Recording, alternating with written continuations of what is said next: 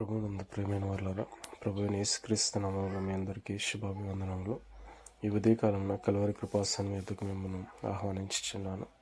నిర్గమకాండము 25వ అధ్యాయము 1-2 వచనములో యెహోవా మోషేకి ఇలాగ సెలవిచ్చెను, నాకు ప్రతిష్టార్పణ తీసుకుని రండని ఇశ్రాయేలీయులతో చెప్పుము.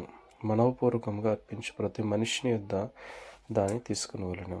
దేవుడైన యెహోవా ఇచ్చిన ఆజ్ఞ ఇది. ఆయనకు ప్రతిష్టార్పణ తీసుకుని రావాలి.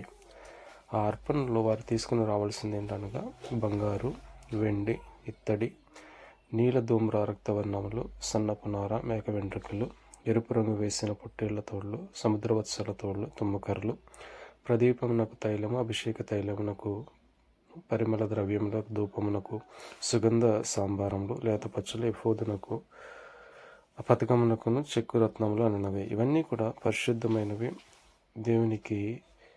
దేవుని మందిరానికి, ఆయన పరిశుద్ధ స్థలంలో నిర్మించడానికి కావలసిన వస్తువులన్నీ కూడా ఇశ్రాయేలు అందరూ ప్రతిష్టార్పణంగా తీసుకుని రావాలి.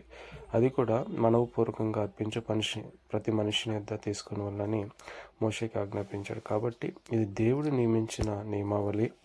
ఆయన మందిరమునకు, ఆయన సేవా పరిచర్యకు ఉపయోగకరంగా ఉండడానికి దేవుడు ఇది ఏర్పరిచిన విధానం అని తెలుసుకొని దేవునికి ప్రతిష్టార్పణలు అర్పించే దానిలో సనుక్కొనక, ఇబ్బంది పడక, మనవపూర్వకంగా దాన్ని ఇచ్చి దేవుడిచ్చే ఆశీర్వాదాన్ని, సమృద్ధిని మన జీవితంలో పొందుకుందాం. ఆమేన్.